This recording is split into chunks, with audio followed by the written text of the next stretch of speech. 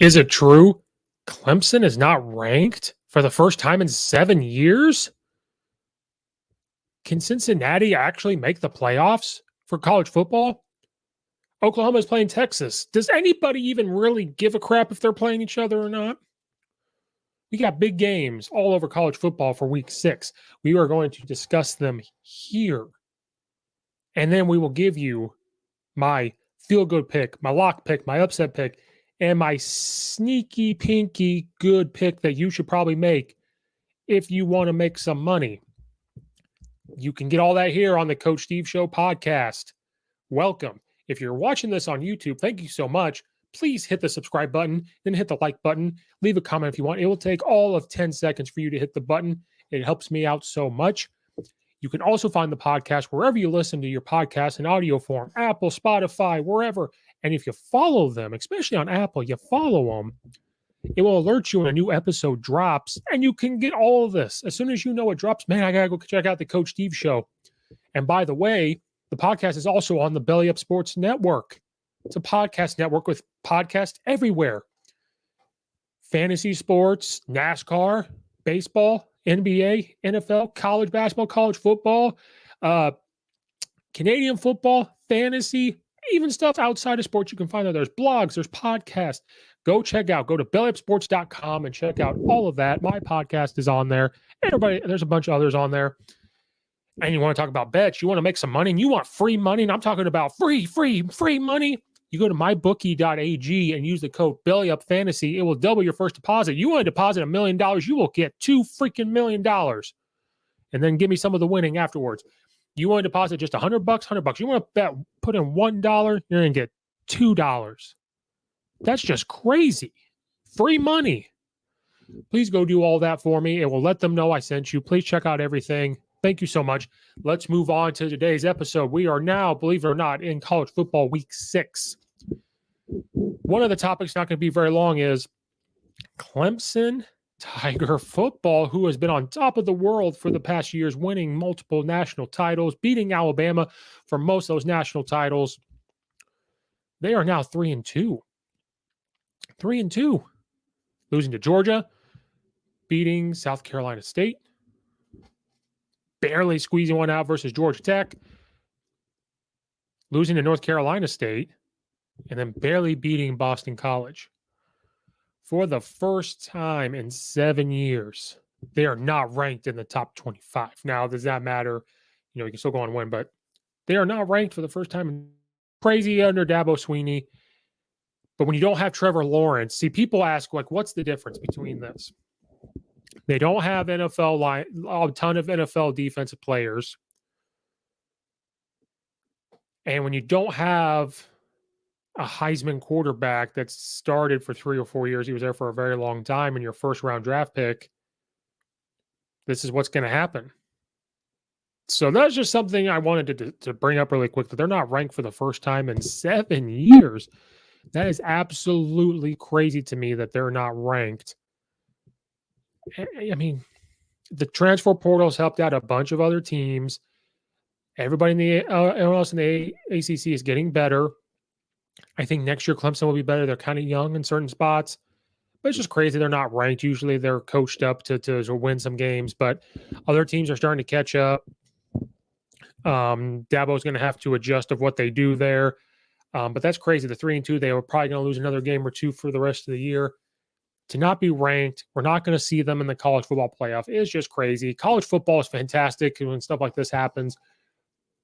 People are getting their wish. They don't want to see Alabama, Clemson there anymore. They're going to see Alabama no matter what, because Nick Saban, Dabo Swinney is a good coach, but Nick Saban is the GOAT when it comes to college football. Just bring that up. It's just absolutely crazy. A big game that happened over the week was Cincinnati finally won a big game during the regular season. They come out and they beat Notre Dame. They can't punch Notre Dame in the mouth. Notre Dame just couldn't convert on a lot of things. Cincinnati is now undefeated. They are undefeated. They are ranked pretty high. They are now number 5 in the nation. They are 4-0. They beat Miami of Ohio. They beat Murray State. They beat Indiana. Then they beat Notre Dame. The rest of their schedule should be able to win. Now, the question is going to be, if they win out, are they going to be able to make the college football playoff?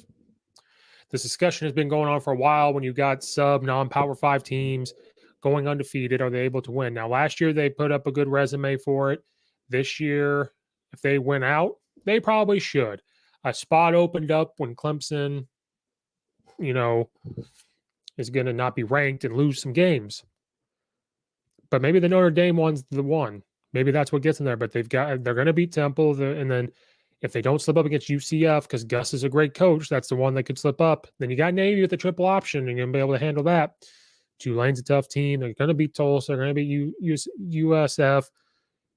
SMU will be a tough one. They'll beat ECU. Now, if they win out, I think you got to put them in. I think we're at that point now. They stay at the number, but they got to get to that number 4 because we have 4 freaking teams for the playoffs. Because we can't put more teams, freaking idiots, at the NCAA and the College Football Committee. Idiots is what they are.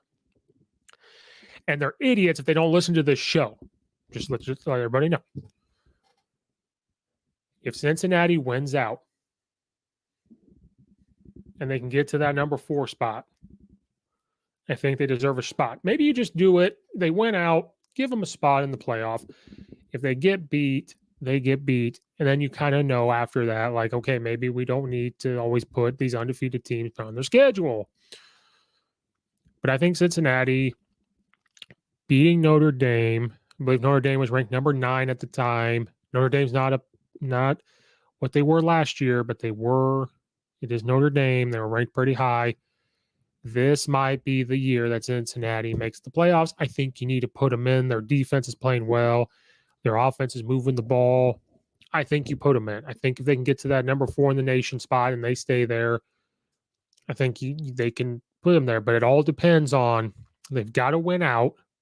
And some of these games are going to have to blow people out. Not like 50-something to 10, but they're going to have to score a lot of points.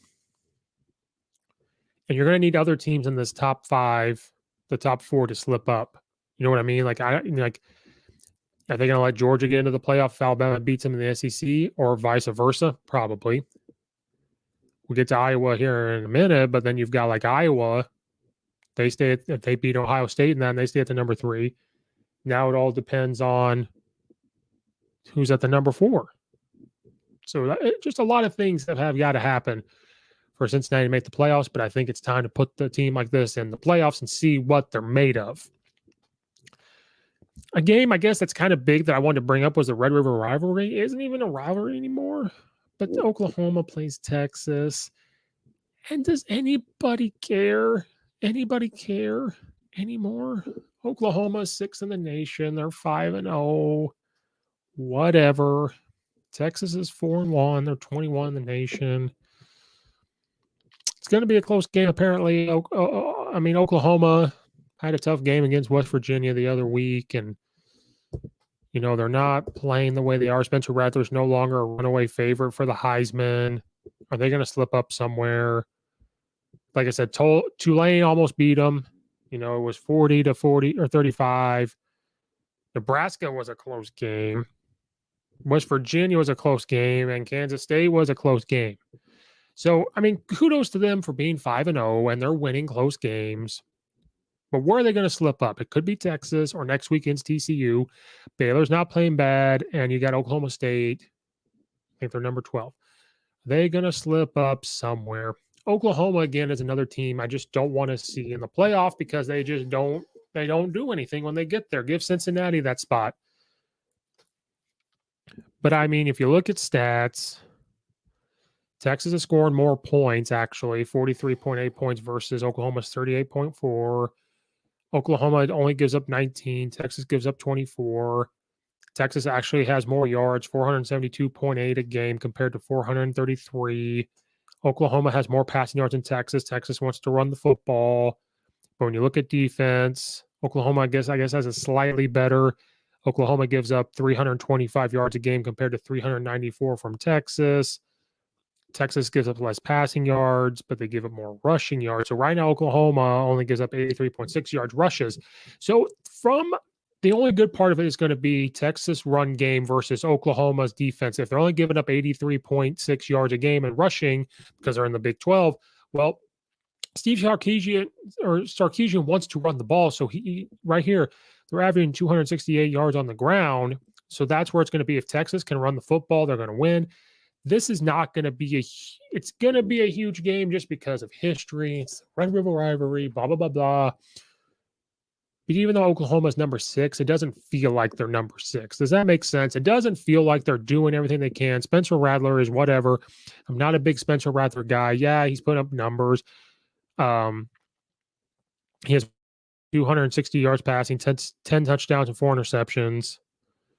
Compared to Texas, they have 700. The Thompson kid has 707 yards, 9 touchdowns, and 3 interceptions. So he almost has the same touchdowns as Spencer Rattler. Just doesn't have the yards, but Texas wants to run the ball more. Their running back Robinson has 105 carries, 652 yards, and 7 touchdowns. It's a close one, 56.9%. I think Oklahoma's going to win. I'm only bringing this up because it's supposed to be this really good game. Right now, Oklahoma is -3.5. Over-under is 63.5. All that stuff that Vegas says. When you compare schedules, Texas beats the Raging Cajuns. They lose to Arkansas. Arkansas is pretty good.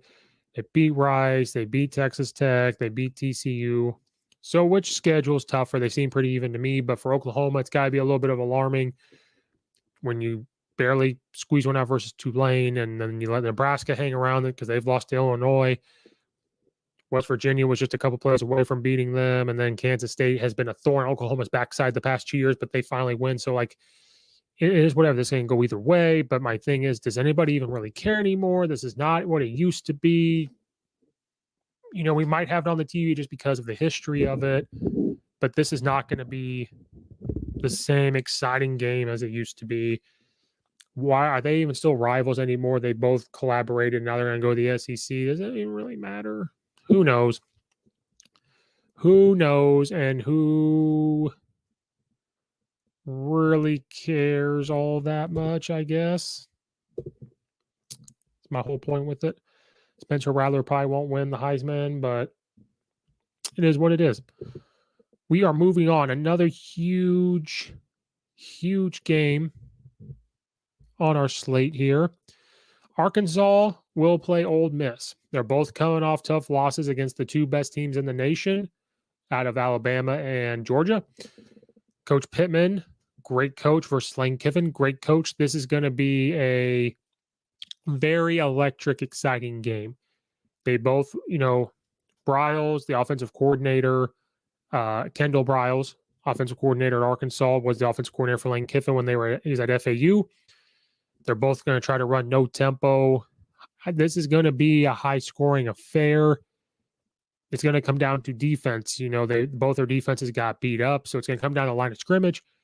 Is Arkansas's offensive line going to be able to control Ole Miss's defensive line, who did not play very well against Alabama? Arkansas is going to watch that tape and see what they did, how they can incorporate that. And Coach Pittman's just a great offensive line coach.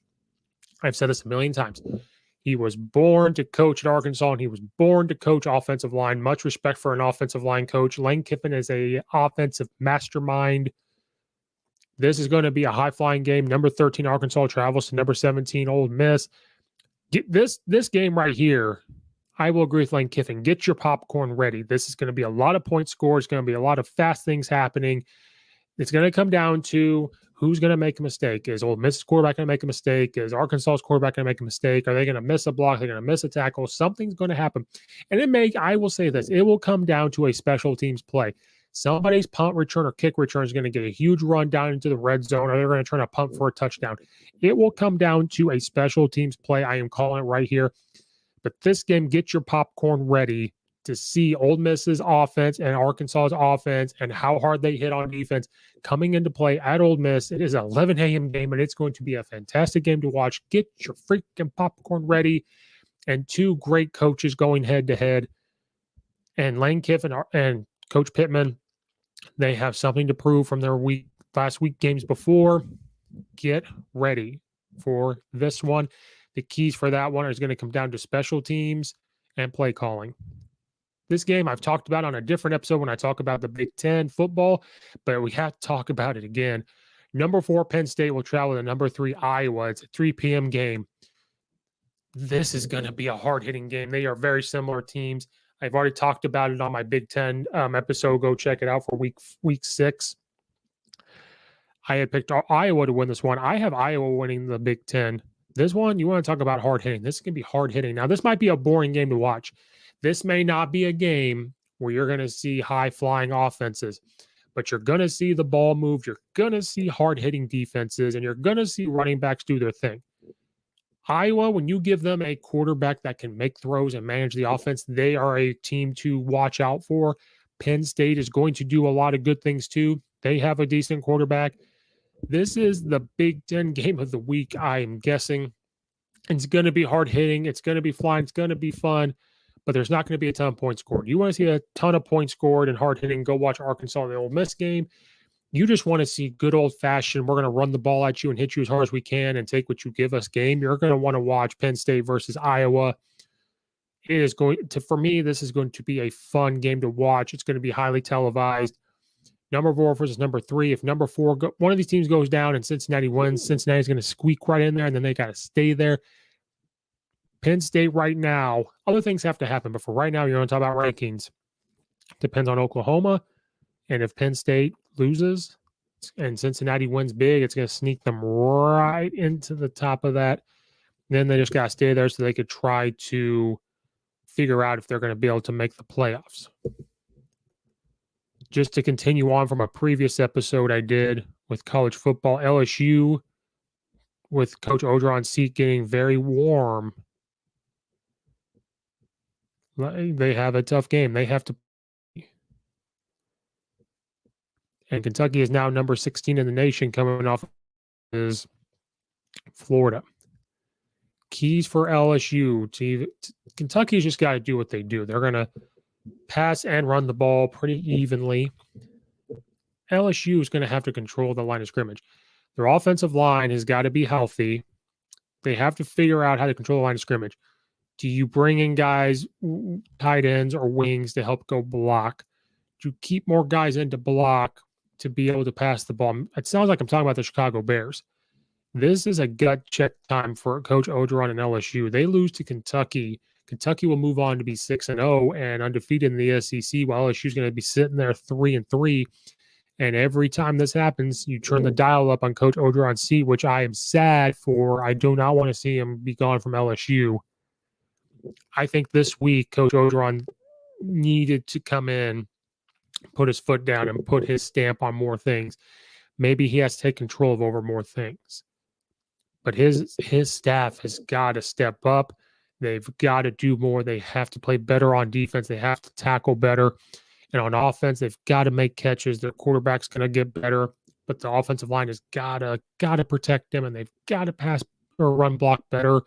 And that's going to be the keys for them to kind of come in and beat Kentucky. But Kentucky, confidence is a big part of the game. They are extremely confident in what they're doing. This is going to be a good SEC game. You're looking for, I thought Penn State and Iowa was going to be good old-fashioned. You want to see a Kentucky team play old-fashioned against Ed Orgeron. Even though they're losing, they're going to play tough. This is the game for you guys to go watch. But keys for that, Kentucky is just to continue to do what they do. LSU, you're going to have to turn it up a notch. You're going to have to open up that entire playbook. Defense, you're going to have to disguise more. You're going to have to play different coverages out of different looks, or play the same coverage out of very many different looks. You're going to have to really come up with some exotic blitzes. So Coach Orgeron's going to have to dig deep into that playbook of his from his defensive background and really come up with something, because they need a spark down there in LSU, down there in the Bayou. He's got to get them some crawfish or something. I have no idea, but they've got to churn it up a notch here. And I feel for Ed. You know, Coach Orgeron, I don't want him to be gone from LSU. Last game that we're going to quickly discuss is Alabama versus Texas A&M. The Jedi Master versus the Padawan. Jimbo Fisher versus Nick Saban. Texas A&M is no longer ranked. They're struggling on offense. Now they got to play the number 1 team in the nation. Now, last year, Alabama traveled, and Texas A&M gave them a fight. But they no longer have the quarterback. They no longer have the same offense players. They're coming off a tough loss from Mississippi State. Alabama's coming in with their strength and conditioning staff who's getting Alabama bigger, faster, stronger each week. They have $1 million already made quarterback in Young. Their defense may be a little smaller, but they're strong and they're going to fly around. Alabama's traveling to that 12th man. Daddy's coming home to check on his kid and Jimbo Fisher and see what he's done. This is going to be a bloodbath. Alabama's going to win big, and Texas A&M is not going to score as many points. They're going to be up for this game, but it doesn't matter how up you get for this game if you don't got the dudes to go against their dudes. Because you're giving Nick Saban an actual real year, not a COVID year. This is an actual year for them to prepare for teams. Nick Saban's going to stand there and coach as hard as he can. Jimbo Fisher's going to look like he's trying to figure out his taxes and what he owes the IRS. He's going to look like a grandpa reading the newspaper when he's over there with like his 15 pages in the folder with his glasses and all that. I just like talking about these because Nick Saban's undefeated versus his former guys. I think the only coach out there that might get him either this year or later or get him at some point, it might either be Kirby Smart because Georgia's playing very well, or one day maybe Lane Kiffin does get him. But he is undefeated versus assistants for a reason. Doesn't matter if you think you know what Nick Saban's going to do, they're going to change it up. They do what they do. That 12th man's going to mean nothing. And I mean nothing to hurt Alabama. They're going to come in and win big versus Texas A&M. And then Texas A&M's going to go on a downward spiral, like I've said before. Some of that Jimbo Fisher I just don't like and trust. He's there for a reason, but I don't think he's worth all the money that Texas A&M is paying him. They're paying him Nick Saban type money almost. Dabo Swinney, who's won many national titles, money. And I just don't think he's worth that much money. And it's getting proven now. So these got people, the school that's paying him all this money, I think it's starting to come back and bite them. And he's not worth the money. He ain't worth the money. I just wanted to go over those games real quick with you. And then we're going to end the episode with my feel good, my lock, my upset, and my sneaky picks. To go make bet on, go to Mybookie.ag and use the code. Go make some money. My feel good one is Georgia minus 14.5 versus Arkansas. No offense to Coach Pittman, but Georgia's hot right now. So I'm going to go with Georgia minus 14.5. My lock is BYU minus 5.5. I think that's a safe bet to go with BYU. My upset, I just talked about Ed, but looking at this, I'm going to have to go with Kentucky over LSU. It's going to be a close game. It's going to be a hard-hitting game. I think Ed should still stay there, but like I said, when you're all things are out the window, when you're on here making bets with money, you have to go with that. And then I've got Arkansas. My sneaky one, Oregon State over Washington State. I like Washington State. I like the run and shoot, but Oregon State is just, they're playing tough. They're playing very well. We're going to have to go with Oregon State over Washington. It's not the upset, but that's just a sneaky one. Sneaky one to pick from. So, Georgia and Arkansas, I feel good. Georgia minus 14.5. BYU playing Boise State. BYU's number 10 in the nation, minus 5.5. Kentucky over LSU. And Oregon State over Washington State. Those are the picks you need to make. Watch out for Oregon State. They're playing much better.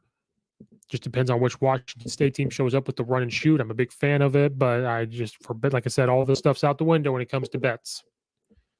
And that's it. We got through the episode. Thank you guys so much for listening. Please like, subscribe, share out, follow, all that stuff. Go check out all the affiliates in the description, all the affiliates at the beginning of this show. Go check out the rest of the episodes on the Coach Steve Show podcast. And then we'll see you guys on the next episode. This wraps up another episode of the Coach Steve Show podcast.